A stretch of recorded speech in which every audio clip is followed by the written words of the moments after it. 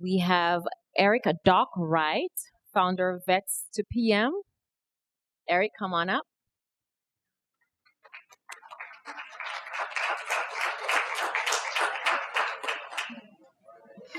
Pete Bloom, FAVOB Chairman, Greater Tampa Bay Chapter.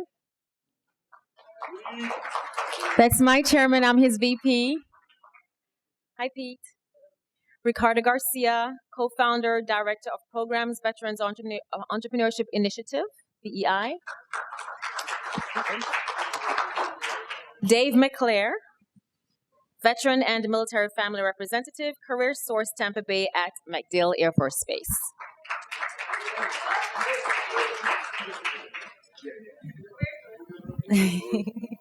So we're going to be talking about networking. Test. Welcome, gentlemen. So networking is something not everyone is good at. We all know that.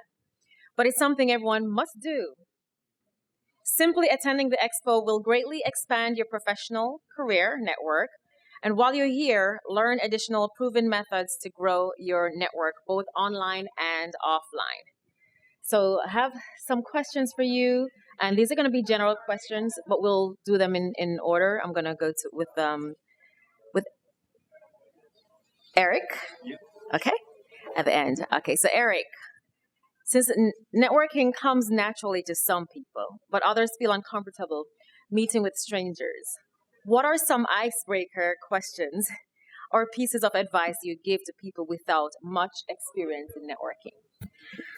So two quick answers. The first answer is know your value proposition statement.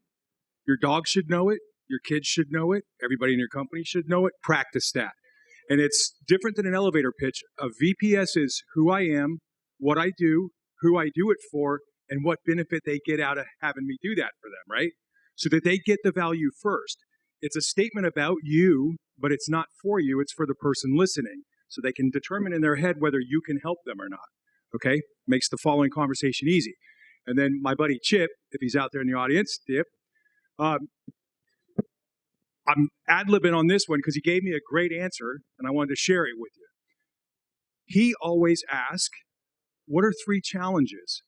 So you meet him, tell him who you are, tell him what you do, they tell you what to do, and then he says, what are the 3 challenges you face that in doing that thing? Guess what he just did? They know themselves, they know what they do, they tell him the 3 challenges, and then he just files that in his mental Rolodex, and I just dated myself, I guess. He files that in his mental Rolodex, and then when he meets somebody else that could use some of that, he just makes a connection. And that's the power of networking. You're taking care of other people. And for someone like me, I'm outgoing, but it seems like the older I get, I'm not as outgoing as I was. I don't know if it's the energy level, but I find that I'm shying away now from talking to people at networking event or talking to more than maybe 3. So, Pete, what's your advice when it comes to persons like me who I only want to talk to 3 people just to make sure that they remember me and remember everything that I say versus talking to 10 different people in one setting? You know, that's a really good one, especially when networking events, when you think job fairs, they talk about everybody trying to go to every table, but every table is not a fit for you. You know, I think it comes down to doing a little research before you go to an event. Figure out who you want to talk to. Like everybody who's on a panel today was listed. You know, if you really needed to reach out and connect to a specific person, you could. One of the greatest things I think out of networking events is you can get that business card, you can have a conversation, but it's always really busy. And what happens 2 weeks later? You know, they forgot about you. So the most critical thing out of any network event is if you're going to invest the time in to go, it's to follow up. And, you know, for a business, it's different than an individual. But I would just say, you know, like for a business, you know, you go back and you put that in a CRM, right? But if you don't do anything with it, or if you don't call or follow up or, you know, make value out of that connection, then it was really a waste of time. So it's what you're investing in it and then the actions you take before and after that I think are going to make the greatest networking event for you. Awesome. And since we're still on you, I'm just going to go ahead and ask about leveraging LinkedIn because I know you teach that, and a lot of persons have said they've benefited from that. So when it comes to LinkedIn, what's a way to stay connected with people you've met in person at networking events via LinkedIn? Yeah. So when it comes to LinkedIn, all the way from transitioning out of the military, whether you're, an active duty member or whether you're a spouse, all the way to the other end, you have to decide when you get out if you're going to, start a company, be an entrepreneur, if you want to join a veteran-owned business, and it's establishing those connections on there, and you can search for what it is that you're interested in, whether it's a job type or an industry, or whether you just want to find, some more Marines or Navy guys or whatever the branch is. There's a community out there. They're all on there, and you can connect with them, and you could find mentors out of that, and that's one great thing. But the continuation is really the critical part, and I especially tell those folks transitioning that are active duty. They'll think, okay, I'm going to this class. I'm getting some great and valuable information that I can use to find my next career. The thing is most of us know a lot of times that's not where it ends, right? It's almost like another deployment, because if you really aren't in a place you're passionate about, 12, 18 months later, you could be transitioning again, except now you're a civilian doing it. And so staying on LinkedIn and continuing to grow those connections and business relationships is critical, because it might make that next move easier if that happens. And the best way is just to be active and, post, comment, and mention people's names. When you mention people's names specifically, they get a notification, and that tells them, hey, somebody's talking to me. And there you're establishing something you can go back and forth with and potentially create some great relationships. Awesome. Thank you. Ricardo or Dave, what are some of the most common mistakes that you've seen people make when it comes to networking? Yeah, so I think a common mistake that you see often, especially like on LinkedIn when you're connecting with people, is that you sell right up front, right? Though you get those connection requests, and the first thing they do is send you like, "Hey, can I schedule 15 minutes of your time? I want to show you how I can solve this for you." There's tactics and ways to do that, and I think it's all tied to the best type of networking is that where you go in to add value, right? You figure out how can I add value to this individual, this person, who can I connect them with, right? So I think one of the keys to successful networking is being curious, right? You want to be curious about what drives people, what are they passionate about. So it's good to prompt questions that are gonna and prompt them to tell you a story, right? Of what inspired them to get in the field that they are, and while you're doing that, active listen and figure out how you can add value and connect them, right? So your follow up is more of a, hey, by the way, here's a connection that might be able to help solve that problem for you, or help you in this area. And so I think definitely don't go in trying to selling. I think if you figure out how you can add value to it, tying back to what Eric was saying is. Your value proposition statement is also really important, right? So, yeah, I'd say that's the thing. Okay, thank you. How many of you have gone to networking events and you collect all these business cards, but you never follow up? Okay, so we have a few in here, and I'm one of them. I follow up with some, and then the rest I'm like I'll get to it, and it's the cards stay there for a year or so. So Dave, facts for real. What are some of the follow up steps that you recommend after a networking event? So that's a great question. One pro tip with business cards are like socks in the dryer; they walk away. So I tell people, when you get a business card, take a picture and add that into your phone, and then create an album that has business cards, because now you have it and you have it forever. Another thing is, when you meet with somebody and you have a conversation with them, those are very valued conversations. So when you're done talking with them, and certainly, and someone touched on it earlier, ask them their story. Everyone loves to tell their story. And you say, anyone in this room, hey, what's your story and what got you here? Wow. They might, hold on, it's coming. When you're done with that conversation, step back, because every interaction is a valuable interaction, and those are the networking interactions that matter. Carry a notebook. He's got a notebook. Write down some details from that conversation, and then when you follow up, say, "Hey, it was great talking to you. I love how you told me about how you did A, B, and C." So that's a good technique. Outstanding. Thank you. And since I'm talking to you right now, what challenges do military spouses face when networking or seeking employment? Because we know the importance of military spouses, but there are also a lot of them who are entrepreneurs, including myself. So I'm going to start out on the positive. Military spouses bring tremendous amount to the game.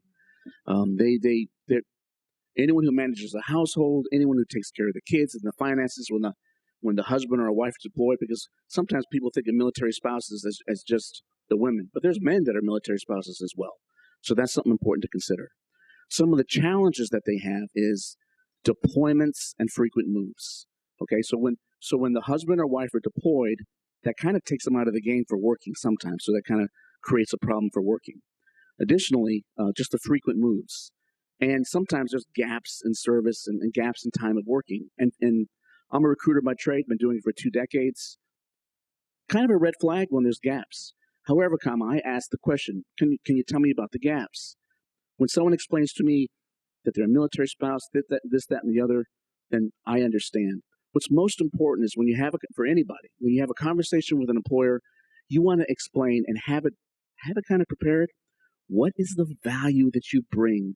The unique values. It's so important because, I mean, as a person that sits on this side of the table, we want to hear your story. We want to know your value.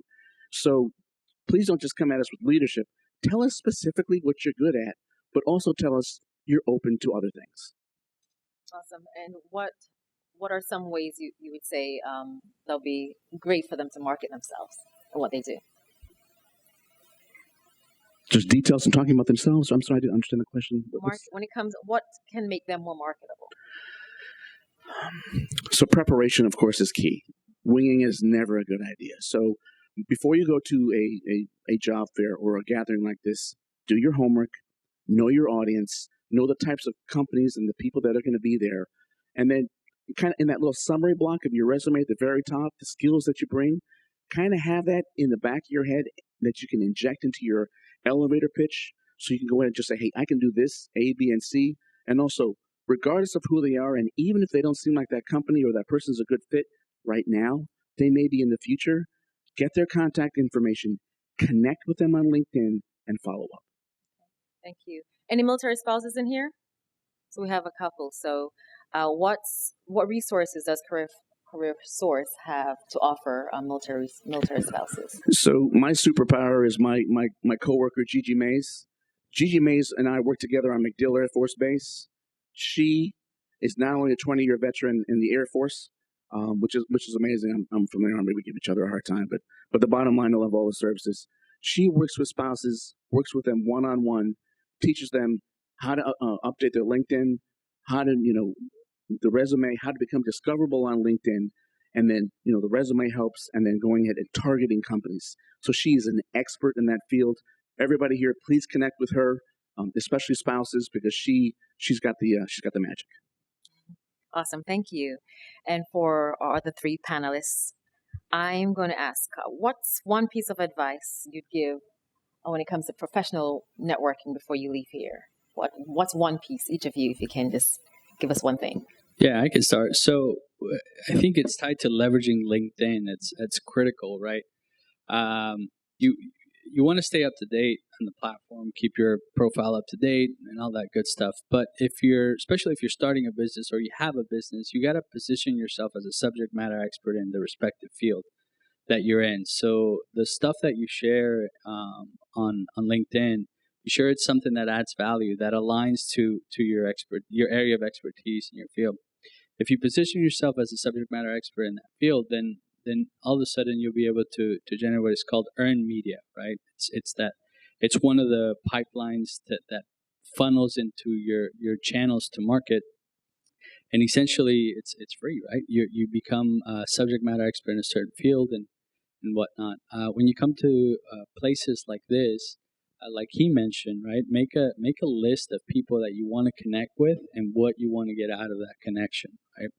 The other key thing is follow up. Everybody mentioned the importance of following up. Typically, you want to follow up with somebody within 48 hours of the initial contact with them. And the best way to follow up is in that story, right? You're sharing stories when you connect these folks. remind them of something that resonated, and then figure out a way to add value, but definitely follow up with them. I think that's critical. And long term, you want to foster these relationships. So even if it's quarterly, you send them a quick, hey, I ran into somebody that does something similar to you. I was thinking about you. How are things and stuff like that? Because you want to nurture those relationships. So I think networking is certainly not a sprint. It's more of a marathon. So just keep that in mind. And I think you do very well. Awesome. Thank you. Pete? So, we're here talking about networking, right? And to be a professional in the networking arena, there's individuals and then there's organizations, right? And so I would think that one of the most critical things you want to do as a professional in either case is just really use that entire community that's out here. This is the greatest example today of what that is, because a lot of people will hear about one organization and think, wow, that's awesome. But we have more here. I mean, what we have here today and like what we have in Tampa and Orlando and everywhere in the state of Florida, it's an ecosystem. And that's the biggest thing. We have all the way from the military base and the programs that are there on the base, Project Transition USA, Career Source is right there on the base, to Action Zone, where you can start a business, to the Florida Association of Veteran-Owned Businesses, where somebody who's transitioning could work, or you could find a mentor if you were starting a business. We have an entire ecosystem here, and we need to utilize that as professionals, because if we want to grow and be as successful as possible, that's what we want to do. So connect everywhere, be part of the ecosystem, and help us together to lift others. Thank you. Awesome. Thank you. Sir? I would just add, it needs to be intentional. So you've heard all these folks talk about targeting, and you've heard them talk about adding value, right? But what does that really look like? So you have to know who you can help, your customers, your vendors, so you can think about them and their lives and their problems. Then you think about how you solve those problems for them so that a relationship with you is beneficial to them first. As human critters, we're all kind of wired to be fair to each other. You know what I mean? So if I do something nice for you first and I don't get anything out of it and I don't jam your email inbox with sales pitches and stuff, you remember that I helped you. So when I can help you with something, you call me. Think about that sales call. It was your idea, and you approached me. And you're going to tell me now how I can provide value. So that's how I target it. And then it's not to go get a business card from every single person in the audience. That's nuts. A lot of these tactics are, how do you handle 300 business cards? You may only need 3. There might be 3 people in this audience that you can really bring value to, and that will reciprocate. Absolutely. You want to add something? Go ahead. Can I add something? So one last thing, and it's sometimes overlooked, is your inner network, the people that you really know, the people that you've worked for, that you've worked alongside, and the people that have worked for you. A lot of them are out in corporate America, and they're in positions that they can help, and you can help them as well. And the thing is, that T word is there, the trust. That trust is powerful, and all levels of network are important. But the ones that you've fostered for years, the people you've deployed with, the people you've worked with, sometimes they're overlooked. And you're in a position where you can help them, and they're in a position where they can help you. So connect with people that you know, like, and trust. Thank you. Do we have any questions for our panelists? Does anyone have any questions? Okay. Well, I'm going to remember VPS and also the top 3 people that I want to connect with. I'll just go ahead and connect with, and then that will help my energy level too, because then I don't have to worry about networking with everybody in the room. Just 3 people. Thank you guys so much. Give them a round of applause. Appreciate it.